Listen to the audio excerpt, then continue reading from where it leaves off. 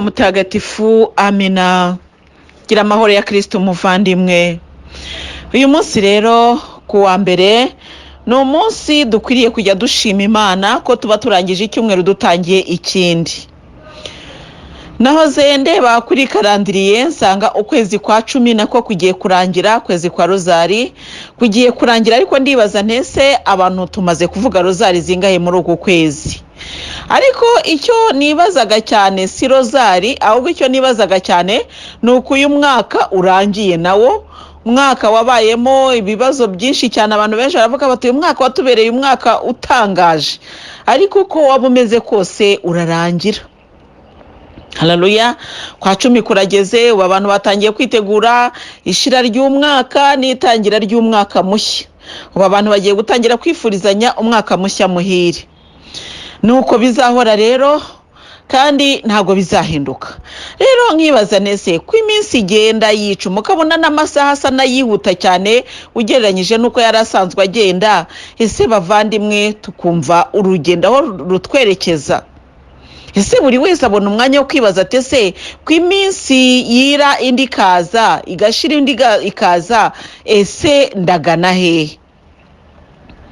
Uyu munsi rero muvandimwe ugana mu ijuru, hari ijambo numvise nifuza yuko twaganiraho rijyanye n'amagambo twumvise ejo, ariko hakaba hari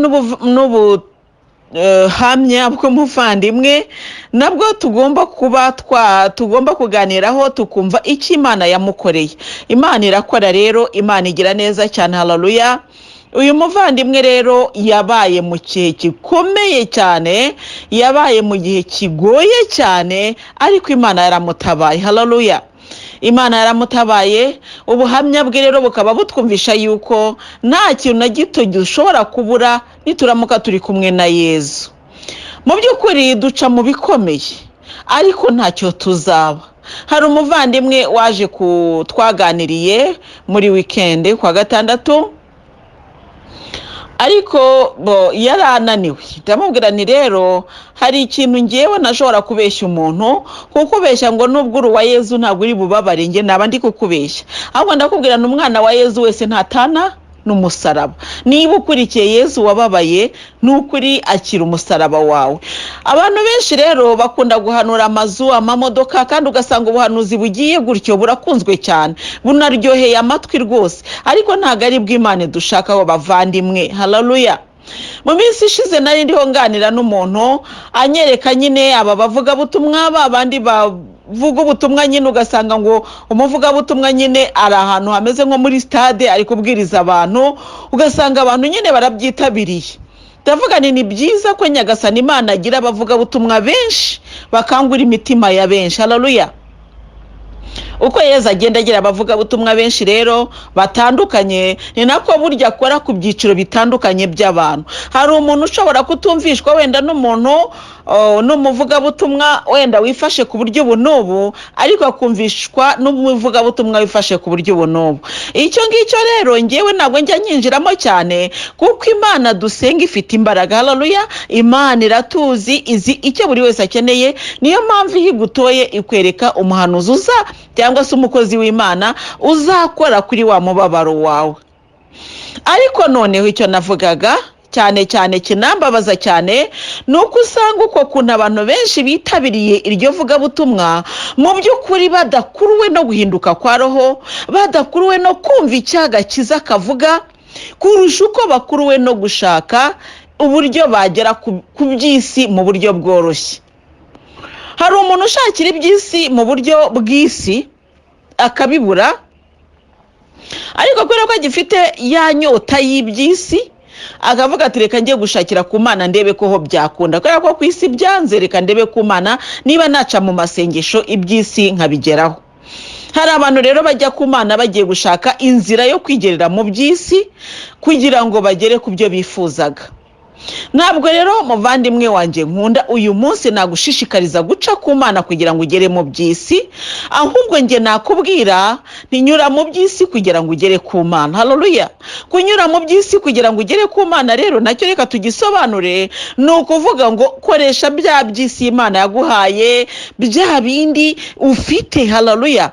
Nibikubera impamvu yo kwambuka ugera ku Mana, kubera ko muri iyi minsi twarabivuze kandi ndacyabisubiramo cyane, turaririmba ngo tugutuye ibyo dutunze byose, ni wowe wabiduhaye ngo tubigusingirize. Ni ukuvuga rero ngo ni nacyo twavuze ejo ku cyumweru, dusubiza Imana ibyo yaduhaye ibintu. Natwe rero iyo duha Kayizari ibya Kayizari, ni ukuvuga ngo tuba turi gusubiza Kayizari ibye, n'Imana tukayiha ibyayo ariko tukabisubiza.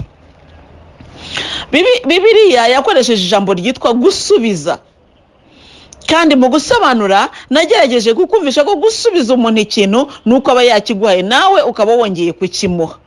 Haleluya. None rero bavandimwe tugana mu ijuru, ngewe ndagusaba, haleluya, mu nyigisho reka mvuge ngo mu nyigisho ziciriritse duhuriramo nge nawe, kuko harimo izikomeye za zindi nge navuga ngo nge mvuga nubwo mugani abantu arabavuga butumwa, ariko burya bavuga butumwa bagenda bagira ibyiciro. Iki cyiciro rero twebwe turimo ntabwo nge mvuga ngo iyaba cyabaga cya kindi gihe yonda gihebuje mu buryo bwo kwisi, ntago ari cyo ngewe ndi kureba cyane, ahubwo ikintu ndi kureba cyane uyu munsi muvandimwe nkubwira, ndakubwira n'iki cyiciro urimo ni ukuri gifashirizwemo kandi kigiraho kikugeza, kuko ari cya cyiciro cy'abavuga butumwa bavuga mu buryo bubwira, ngewe ndavuga ngo bubwira abantu benshi cyane, ari n'icyo cyiciro cy'abavuga butumwa babwira abantu baringaniye n'ababwira bakeya n'ababwira umwe, bose icyo bagamije ni iki, icyo bakabaye bagamije bose bakabaye ari ukuyobora abantu, haleluya, mu nzira y'ijuru. Ni ukuvuga ngo kuyobora abantu mu ijuru, uvuga ngo ninkuyobora mu nzira y'ijuru, mu yandi magambo ndaba nkweretse aho ugomba kujya, ndaba nkweretse uko ugomba kubyitwaramo, kandi ndaba nizera ko uzagerayo. Haleluya. Ndi kugufasha rero kubona inzira. Ndagusaba rero muvandimwe mugenzi ugana mu ijuru, iryo vuga butumwa cyangwa se uko guhinduka kwawe, uko kuza mu masengesho kwawe, ni kugufashe kurushaho kubona Imana. Ca mu by'isi ugana ku Mana, aho kugira ngo uce ku Mana ugana mu by'isi. Ngo Mana ngo rwose ngo nibampanurire, ugatangira, kuko Bibiliya iravuga ngo ni mungerageze, niko Uhoraho yavuze ati mutanga amaturo ni mungerageze. None ukavuga ngo ngiye kugerageza Imana kugira ngo inyubakire inzu, ngiye kugerageza Imana kugira ngo inyishyurire amashuri, ngiye kugerageza Imana kugira ngo ngiye kugerageza Imana. Oya, ngewe ndumva wabo wabyishe, ahubwo wenda gerageza Imana igufungurira imigisha ariko ntuzayiveho, kubera yuko nanjye ndavuga rega nkavuga nk'umuntu, nanjye ndi umuntu. Haleluya. Ni ukuvuga ngo nk'umuntu nanjye nakwifuza yuko ibyo ngibyo tubikora iby'isi, manu yacu yo ku isi nyine ikamanuka, ariko tuzigamiwe iyo mu ijuru. Nicyo nashakaga kuvuga. Haleluya. Ni ukuvuga ngo Nyagasani Yezu yaratubwiye rero ati mwebwe rero abankurikiye, haleluya, ku isi muzabona amano yanyu, ariko n'indi iba bizigamiwe mu ijuru. Mwebwe abankurikiye. Ubwo bamubazaga bati se twebwe ko twasize byose tukagukurikira, Nyagasani urabona ibyacu bizagenda biti? Ariko yababwiye yuko hari mano, iyo niyo nashatse kuvuga y'uyu munsi, mano hano ku isi, ariko tuzigamiwe na manu yacu yo mu ijuru. None rero mugenzi ugana mu ijuru, kuri manu yo mu isi ndagira ngo umanurirweho. Gerageza Uhoraho, koko ntabwo mbyanze, nanjye sinje guhindura ijambo ry'Imana, ariko mugerageza ushaka umugisha wa hano ku isi, uvuga uti niyo kaba gatoya ariko ikinini nkizigamirwe mu bwami bw'ijuru, kurusha uko waba uvuga ngo Imana nibizane byose ibisigaye ntibizaba bindeba. Umuvandimwe ugana mu ijuru twaganiriye mu minsi ishize, arambwiye ati ariko mama, atuzi icyo ndi gusengera, atundi gusengera umwifato, kuko namaze kubona ko manu yacu yimanutse, umwifato wabyo biratugora. Uri umugenzi ugana mu ijuru, urasenga Imana kugira ngo iguhe, ariko akwikumanuriye, reka ngenda avuga ngo ako ikumanuye kuko ku Mana ibibona ari gatoya, nako kakakuvana ku Mana. Mbe muvandimwe nkunda, niba koko ako ngako Imana iguhaye kadatuma uyigumaho uzabona ibindi. Ijambo ry'Imana riravuga ngo utazaba indahemuka mu bike ntabwo azashingwa ibyinshi. None muri bike urahemutse, muri bike utangiye kwikuza, muri bike utangiye gukandagira abantu, muri bike mbese wabaye navuga ngo kaganga, uribwira yuko Imana izaguha byinshi.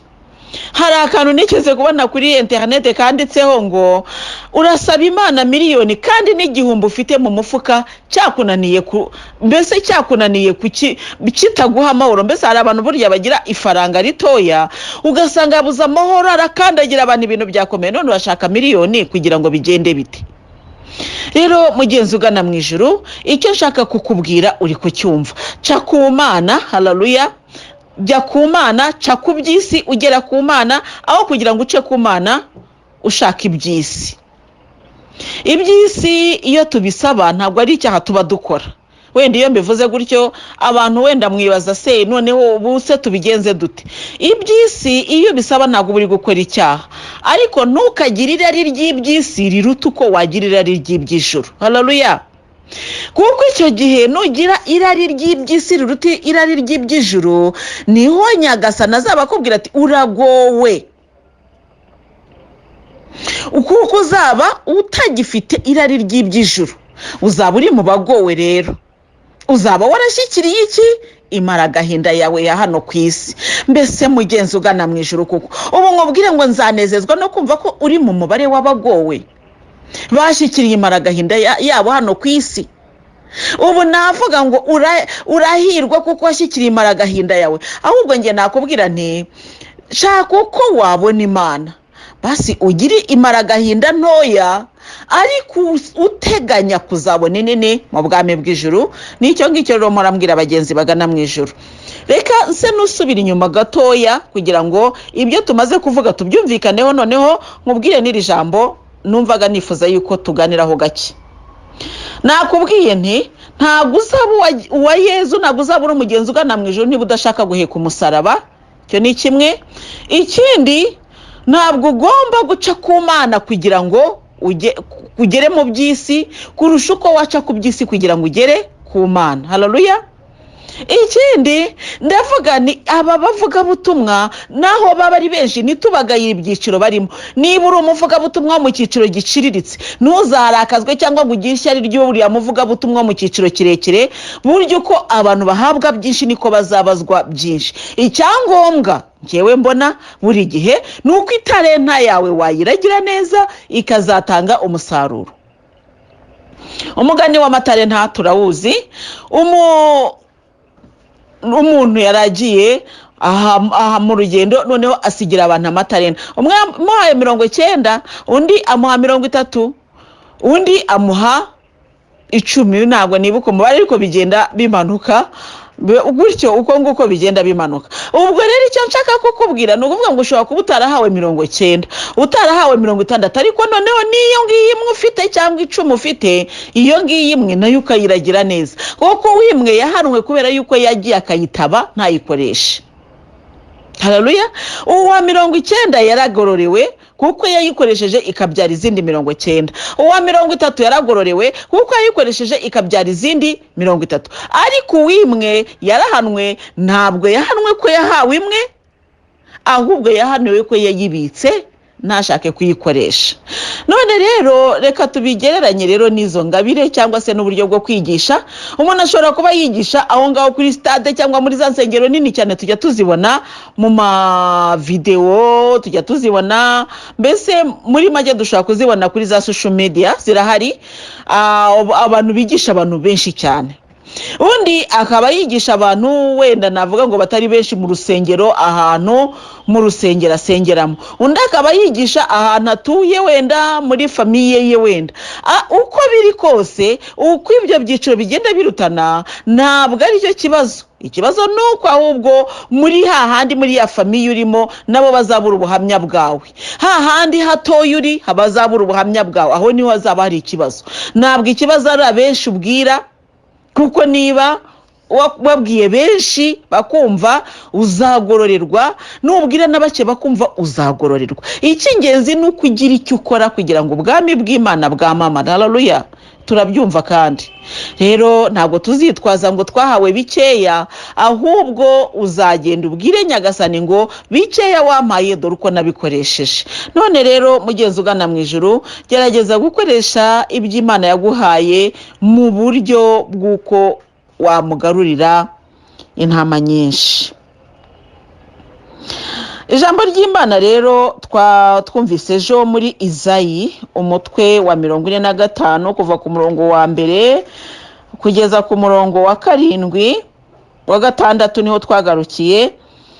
ariko twasomye umurongo wa mbere turongera turasimbuka tugera tufata uwa 4. uyu wa 4 rero niwo nshaka kugira ngo tugire amagambo tuganiraho gakeya, ubundi dukomeze urugendo rugana mu ijuru muri ubu buhamya bw'uyu muvandimwe nabwo tutagomba kwirengagiza, kuko hari icyo Imana ibishaka kutubwira.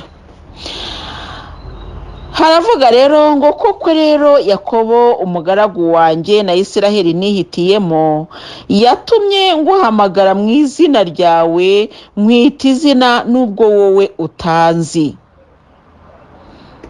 Ijambo ry'Imana, dushimiye Imana. aha niho Nyagasani Yezu yakomeje kunyereka, arambwira ati ibi bintu abantu ntago baba babyumva.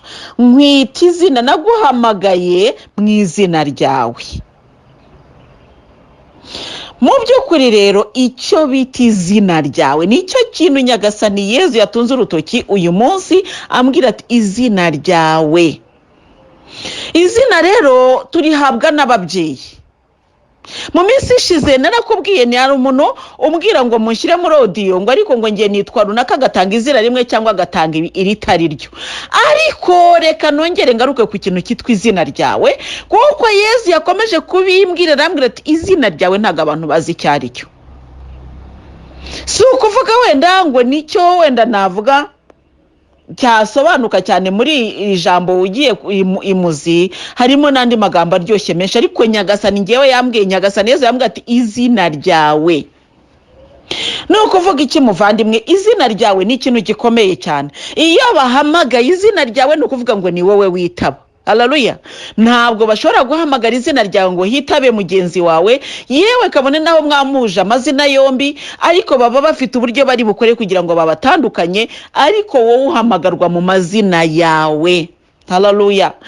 aya mazina rero tuyahabwa n'ababyeyi cyagiye tukivuga. izina rero rifite agaciro gakomeye. mama na data bashobora kuba baranyise wenda izina ku isi riteye isoni, kuko ayo mazina nayo ariho, ariko ko ryaba riri kose nugera imbere ya data, haleluya, azahamagara iryo zina. izina ryawe ni iryo ngiryo rizahamagarwa, kandi iryo zina narihamagara uzamenya ko ari wowe uhamagawe. ndabyibuka turi muri primaire, mu mashuri mbese cyangwa se no muri segonderi, hariho hose tujya kubwirwa amanota, hari ukuntu badushyiraga nyine amashuri tugahagarara hariya, bakajya bavuga bati umwaka wa mbere uba muri runaka, wa mbere ni runaka, wa kabiri runaka, ukabona nyine ko bari guhamagara amazina. nawe ukicara uhagaze utegereje ko, cyangwa se wicaye cyangwa se uhagaze utegereje ko wumva izina ryawe ko barihamagara, nawe ukaba uhamagawe ukabona kwitaba. kabone naho mwabaga mwitiranwa muri 5 cyangwa 10, ariko bari bafite uburyo bwo kubatandukanya, izina ryawe ryabaga rizwi. none rero mugenzi ugana mu ijuru, uyu munsi Nyagasani akubwira ati naguhamagaye mu izina ryawe. sinzi niba twumva icyo Nyagasani ashaka kuvuga. ni ukuvuga ngo aguhamagara ntabwo yahamagaye mugenzi wawe, aguhamagara ntabwo yahamagaye umuturanyi wawe, aguhamagara ntabwo yahamagaye umugabo wawe cyangwa umugore wawe, ntabwo yahamagaye umwana wawe, yahamagaye wowe mu izina ryawe. iri zina rero nimureke turishinganishe ku Mana. haleluya. kuki dutinya kuvuga amazina yacu? kuki dutinya kureba ku mazina yacu? wewe ukambwira ngo mama Louise, ngo ndashaka kujya muri audio, ngo nitwa runaka, cyangwa se ngo ndashaka kujya muri audio, izina ryawe urarihishira iki? ariko iri zina niba uko ngewe ntabwo nzakubaza ngo se niryo zina ryawe, uzambwira iryo ushaka, ariko iryo zina ryawe, kandi si ubwa mbere mbivuze, izina ryawe ni ikintu gikomeye.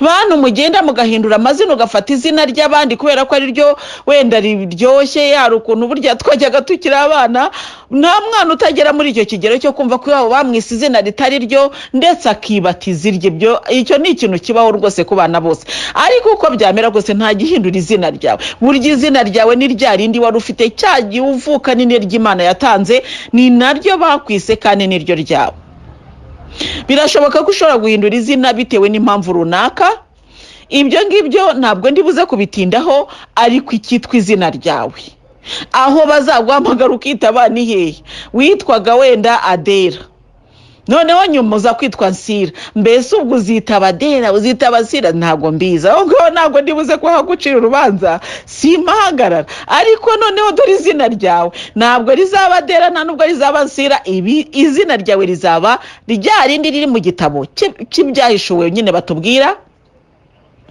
ngo tuzahamagarwa amazina yanditse muri cya gitabo ngo ariko ngo buri wese ahabwa n'irindi zina haleluya ngo ritagira gundi ushobora kurimenya uretse nyiraryo icyo rero niryo zina rero ugomba kuharanira kugira kuko yaba Nsira yaba Adera yose ni amazina meza yose ni amatagatifu ariko hari iryo ugomba kubatiza nawe ubwawe bakavuga bati Ansira cyangwa Adera wa wundi we wihanganaga ukabatizwa iryo zina ryo kwihangana kubera ukuntu wabayeho mwese nicyo ngicyo rero nshaka kuvuga none Nyagasani rero iby'amazina wenda ntabwo ari byo turi buze gutindaho ariko amazina ni ikintu gikomeye amazina ntabwo dukwiriye kujya tuyirengagiza abantu benshi rero mufite ipfunwe ry'amazina yanyu cyangwa se ukavuga ngo ariko se ngo izina ndivuze ngo ubuse nta kintu narikoresha ariko izina ryawe niryo nge nashakaga kukwibwirira ngewe nigeze kubwira abagenzi bagana mu ijuru kandi asubiramo ngewe Nyagasani yambwiye ati ikibazo ufite cya runaka ni gute mubwira amazina yawe uko wayambwiye narangiza nkagusabira uko wabimbwiye ntabwo ngewe njya guhimba hari ubwo Nyagasani yeza ambwira ati ariko uwo muntu ntabwo iryo zina sindizi niryo ngewe yambwiye none se Nyagasani yezo ntabwo uzi wa muntu wambwiye ko afite ikibazo kimeze gutya ati rero uriya muntu ayo mazina yaguhaye ntabwo araye urumva rero kikaba ari ikibazo ntabwo Yezu yakwanga kugukiza kubera ko wahinduye izina ariko ndagira ngo nkubwire ngo izina ryawe ni rya rindi koko ufite mu ndangamuntu mu ndangamuntu yawe uko hari igihe izina ababyeyi bawe bafite ridahura n'iryo ufite mu ndangamuntu yawe ariko noneho reka tubyoroshye kugira ngo abagenzi bagana mu ijuru tubyumve basi noneho reka twitwe ya mazina wenda dufite mu ndangamuntu ariko izina iryo ari ryose ufite urigumeho none rero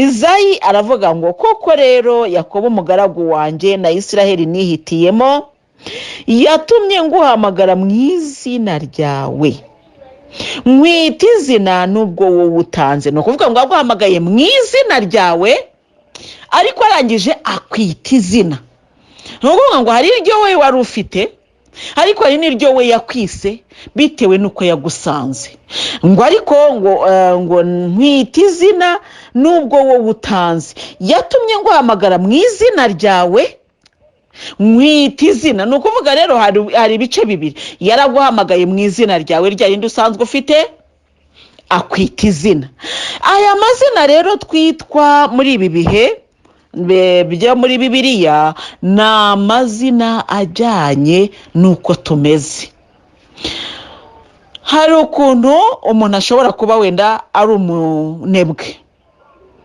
noneho bahamagara wenda ngewe nitwa Umumararungu Louise ubwo wenda mpagaze nawe ngaho mvuze amazina yanjye nongere nibutse yuko hari umuntu wigeze kumbwira ngo rero bijya binsetsa cyane hari uko n'abantu bajya bavangirwa ariko kandi bakaza mu buryo bujijishije udashobora gupfa kumenya ngo yabwiwe ngo Umumararungu Louise ndavuga ntabwo ari ngewe ubwo uwo ni Umumararungu ntabwo ari nge ko nge nitwa Umumararungu Louise rero buriya hari ibintu abantu bakunda wenda kumva nta gaciro bifite ariko amazina mfite ubwo ni 3 ntabwo ari 2 kandi ugiye wenda ku rutonde hari ukuntu bajyaga mu minsi ishize cyangwa se mu bihe byashize iyo tugiye gutora niho ngewe mbirebera cyane bagenda iyo tugiye gutora bagenda bandika amarokari bitewe n'amarufabe uko amazina atangira ni ukuvuga rero ngo Umumararungu abari muri ba M na N naho Umumararungu abari muri ba U na n'izindi zikurikiyeho urumva rero ntabwo twatorera muri rokari imwe ntabwo twatorera muri sare imwe kugira ngo nkumvishe uburemere bw'icyo kintu rero kwibeshya inyuguti imwe ku izina ry'umuntu nabyo ntimukagire ngo ni ibintu byoroshye cyane cyane noneho inyuguti itangira noneho ni ukuvuga ngo Umumararungu Louise naramubwiye ntabwo ari njyewe rwose ubwo uzashaka uwo Umumararungu Louise ariko sijye kuko njyewe izina data na mama bamaye ni Umumararungu Marie Louise na Marie urisize ubwo bo wabyishe ubwo bo wamaze kubyica byose kuko wenda ari nk'ukuntu ndabyo reka mbivugeho buri hari ibintu abantu badakunda guha agaciro hari ukuntu wenda ushobora kujya nk'ahantu nkavuga nti nitwa Umumararungu Marie Louise bakavuga batariko ibarwa dufite ubutumwa se dufite cyane cyane nk'abantu batanga amafaranga nibo nabonye ibintu by'amazina babitindaho cyane uyu muntu yanditse Umumararungu Louise ni ukuvuga ngo si wowe niba ari wowe nagenda ashyiraho na Marie Louise cyangwa se yanditse Louise Marie Umumararungu nabwo amafaranga bayaguha tuvuge nk'abantu muri za Western Union cyangwa se za Manigram mbese ahantu hose amafaranga cyane cyane iyo wanditse nk'ayo mazina ngewe nitwa Marie Louise watangiye ngo Louise Marie baravuga bati ubwo si wowe urumva ko mu by'ukuri akantu gatoya wahindura ku izina ry'umuntu kaba gafite icyo gahinduye rero burya ntitukibeshye cyane ku mazina y'abantu ngo wibwire ko ntacyo bitwaye ngo uwitwa wenda Kalisa n'umwita Lisa ntabwo urumva ko byahindutse ubundi ni Kalisa ubwo rikaba ari izina navuga ngo ry'ikinyarwanda kuko ba Kalisa mu kinyarwanda turabafite iyo ukuyeho ka itangira ahita ahinduka Alisa ubwo urumva ko atakiri wa wundi nyine ubwo rero ndavuga ni bavandimwe ni ibintu dukwiriye kwitondera cyane noneho rero navugaga ku mazina nitwa Umumararungu Marie Louise reka tuvuge ndako ku kigo hari n'undi mwana cyangwa se ahantu turi ari abandi bana batatu bitwa Umumararungu Marie Louise Umumararungu Marie Louise Umumararungu Marie Louise ni batatu kugira ngo badutandukanye hari icyo bazashyiraho bavuga bati mwene runaka yenda bigatuma dutandukana cyangwa se Umumararungu Marie Louise wiga mu mwaka wa mbere bakamenya ko ari uwo nguwo undi yiga mu wa gatatu ndi yiga mu wa gatandatu noneho cyangwa se kavuga bati niba twiga mu mwaka umwe bati wa wundi wenda se usakuza ubwo hari igihe ushobora kuba ufite izina ariko rifite n'ikindi rijyanye nacyo cyangwa se wa wundi ukunda gusetsa cyangwa se wa wundi w'umunebwe cyangwa se wa wundi w'umuswa cyangwa w'umuhanga kuko ari igihe baba bitiranwa ariko badahuje byose rero icyo nashakaga kuvuga si icyo ngicyo ahanini icyo nashakaga kuvuga ni iki nuko abantu bazahamagarwa nicyo Nyagasani yavuze ariko kandi hakaba n'izina ati nkwita izina nubwo wowe utanze nkwita izina kukwita izina rero ni iki navuga ngo kuri rya zina wowe wiswe n'abandi yaguhamagaye hari iryo yakwihereye ry'akabyiniriro hari icyo yongereyeho kimeze nk'igisingiza kwihereye yakwise izina rero ese muvandimwe izina witwa nirihe ushobora kuba witwa runaka amazina yawe w'umunebwe runaka w'igisambo runaka w'umujura runaka w'indaya runaka w'umubeshyi ubwo akaba ari irindi zina ryiyongera kuyanda ko ntabwo ari ryo Nyagasani azakwita njye nakubwiraga y'isi ishobora kukwita noneho reka turebe aho Nyagasani ashobora kukwita rero ati nkwita izina nubwo wowe utanze wenda yaravuze ati runaka wihangana runaka wababariye runaka wenda tuvuge Umumararungu Marie Louise turi batatu noneho Yezu yajya guhamagara ati Umumararungu Marie Louise wababariye wababariye rega amazina si ukuvuga ngo mba nayabuze ariko mbavuga ni kubera ko mbabwira abantu wenda bashaka kuba bafite ayo mazina mba ninye ko watekereza ko wenda ari uwo twagiranye ikibazo nkaba naramubabari ye Umumararungu Marie Louise wababariye umutesi wenda Claudine reka mvuga umutesi Claudine wababari ubwo icyo gihe niba nzi ko ari nge wamubabariye nukuvuga ngo nzitaba kuko dushobora kuba turi Umumararungu Marie Louise turi benshi ariko twese tutarahuye n'ikibazo kuri umutesi Claudine noneho nyagasani icyo ari kutubwira ni iryo zina kwita ubwo no kuvuga ngo niba waramubabariye uwo muntu mu yandi magambo ni runaka Umumararungu Marie Louise wababariye ubwo no kuvuga ngo warababariye imbere y'izina ryawe habayeho yakwihamagaye amazina yawe ariko yongereho n'irindi zina rigiye gusobanura icyo uri cyo n'impamvu aguhamagaye haleluya none rero nyagasani Imana yaraguhamagaye muvandimwe aguhamagara mu mazina yawe ariko yongeraho n'irindi ariko iryo rindi yarikuye hehe ese ko kurumva hari iryo afite kugira ngo yongereho muvandimwe ugana mu ijuru ese hari ikintu waba warakoze cyatuma abona icyo yongera ku mazina yawe cyangwa aravuga ati runaka w'umunebwe kuko nabyo none se niba ari iryo zina wihaye none se ajye guhimba icyo utanditseho reka nkubwire muvandimwe haleluya ngo azahamagara amazina yacu maze buri wese azitabe ubwo rero azitaba buri wese azitaba ku mazina ye mutekereze ukuntu ku isi turi benshi dushobora kuba dufite n'amazina amwe dushobora kuba wenda nshobora kuba hongewe ndi nta wundi muntu nzi twitiranwa ariko wenda bahari tibuka nigeze kugira konte muri banki imwe najya kureba wenda ku mafaranga yanjye bakambwira bati Umumararungu Marie Louise nasanze hari undi muntu witwa Umumararungu Louise twari dutandukaniye ko Marie ntaryari ririho nagira rero ngo mbabwire ngo izina ni ikintu gikomeye cyane ubwo rero barebaga ku Umumararungu Louise bashoboraga kuma amateka amakuru ya konte itari yanjye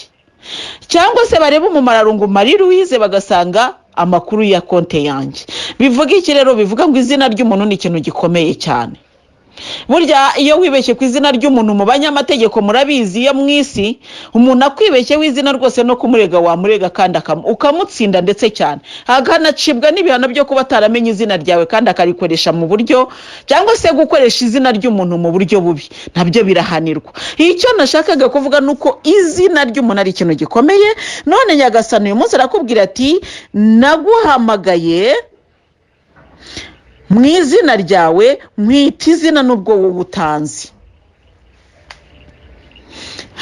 impamvu rero avuga ati n'ubwo wowe utanzi yakwise izina ariko we ntumuzi ni ukuvuga iki rero ni ukuvuga ngo irya zina yakwise arari guhamagara ntiwitabe kubera kutamuzi kubera ko urumva niba utazi uwakwise izina no kumwitaba biragoye icya mbere cyo nturyemera icya kabiri kumwitaba bizagorana none se niba wowe uzi ko wenda ngewe nitwa Umumararungu Marie Louise umuntu akaza akambatiza izina akavuga ati w'umujura ntabizi ntamuzi cyangwa se w'umwana mwiza wenda reka mbyite kuryo kugira ngo twumve ko ari Imana yabitwize ntabizi ntamuzi azavuga ati Umumararungu Marie Louise w'umwana mwiza nzitaba se icya mbere cyo uwari nyise simuzi ikindi cya kabiri ryo zina sinzi ko ari ryo mfite rero ndagira ngo mbabwire bavandimwe inyigisho iri muri iri jambo nuko tugomba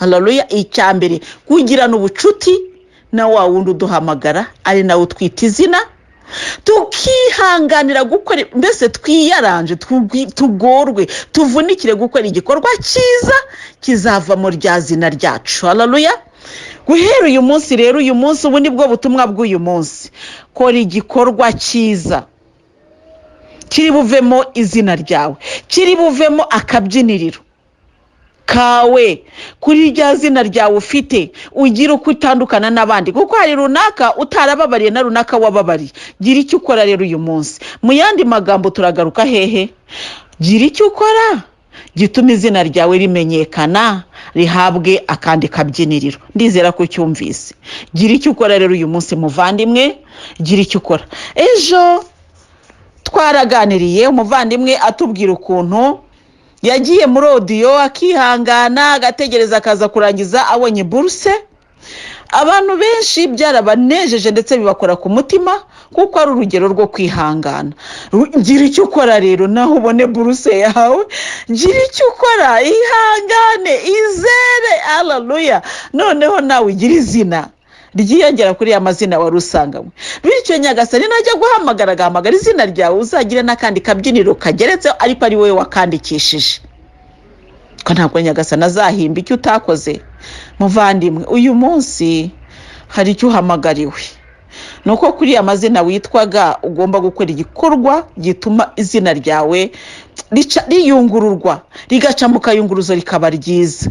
Niyo wakomeza kwitwa ryarinde ariko rikaba iry'umugisha, kuko hari igihe ababyeyi bajyaga bita abana babo bari kubandwa cyangwa bari guterekera. Iryo zina rero rikazakubera izina ribi kubera aho bari guhereye. Ariko maze gukura ukamenya yuko batisimu iriho ikiza ibyaha, ukajya muri batisimu, ni ukuvuga ngo rya zina ushobora kuba ukirifite nk'uko wenda bari guhaye, ariko kandi noneho ribaye ritagatifu kubera yuko uryitiwe heza. None rero nubwo iryo zina warihawe kuri batisimu yawe, ariko ntabwo wakoze ikizina risaba. Kubw'ibyo rero ntabwo izina riri buguherekeze kubera ko utakoze ikizina risaba, ahubwo ushobora kuzarimbuka urifite. None Nyagasani arambwiye ngo nkubwire ngo yaguhamagaye mu izina ryawe, no kuvuga ngo yari arizi ariko yakwise irindi, ariko iryo rindi yakwise kugeza ubu wenda ushobora kuba utarizi. None rero Nyagasani Yezu yambwiye ngo mbwire buri mugenzi wese ugana mu ijuru, shaka izina ryongera ku ryawe. Mugenzi ugana mu ijuru, izina ryawe ni irihe? Ntabwo Nyagasani azarihimba, ahubwo azareba ku byo ukora.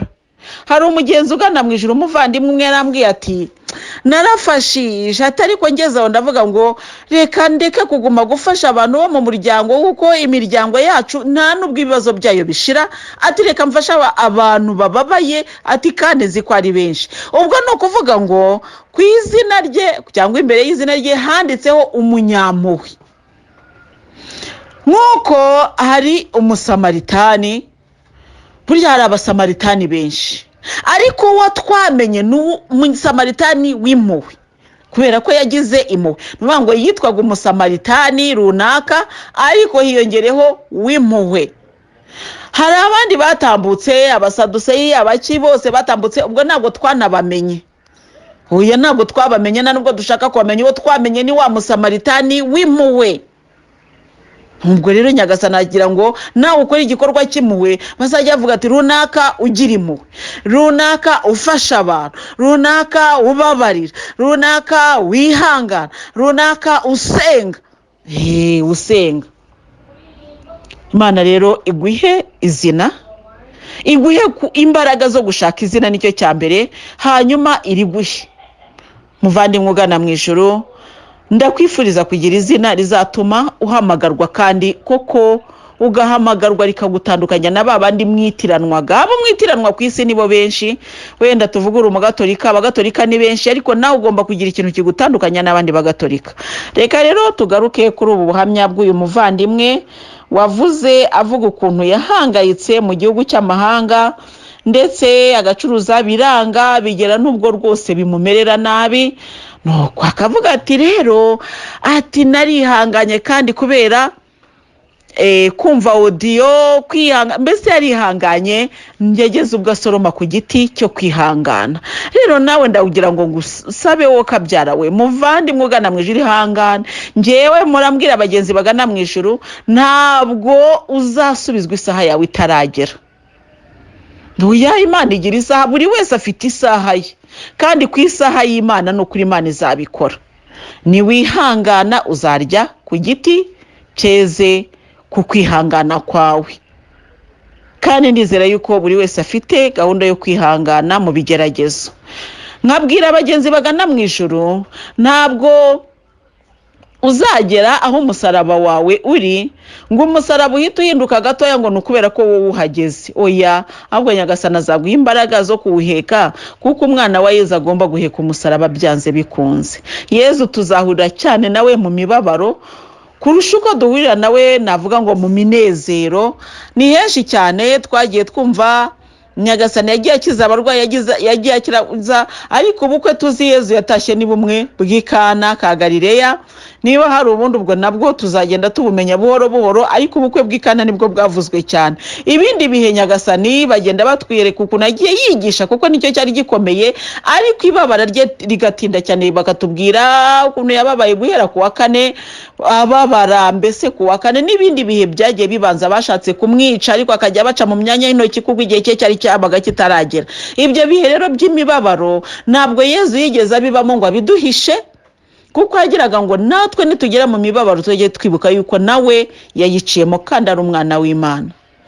Ibisubizo by'Imana rero ntabwo bizajya biza bidusanga rwose bishashagira. Oya, nujya kureba uzibuka Yosefu, wibuke ko abavandimwe be bamutaye bakanamugurisha. Uzareba Daniyeli, uzibuka yuko yabaye rwose ari umuntu wakabaye yubashywe, ariko bikagera ubwo abantu bamugirira ishyari bakamurega ku mwami, bikagera ubwo ajya hehe? Mu rwobo rw'intare. Ntabwo Daniyeli yagiye mu rwobo rw'intare azi ko agiye gukiriramo, ubwo yaravugaga ati uko byamera kose sinzava ku Mana. Reba Shadaraki, Meshaki na Abedenego, uraza kumenya amakuru yabo. Ntabwo bagiye mu itanura bagiye gukira, ahubwo bagiyemo bavuga bati uko byamera kose nidutanga dupfe, nidukiza izadukiza, ariko ntabwo bavuze ngo dufite ubwoba ngo ubuse. Oya.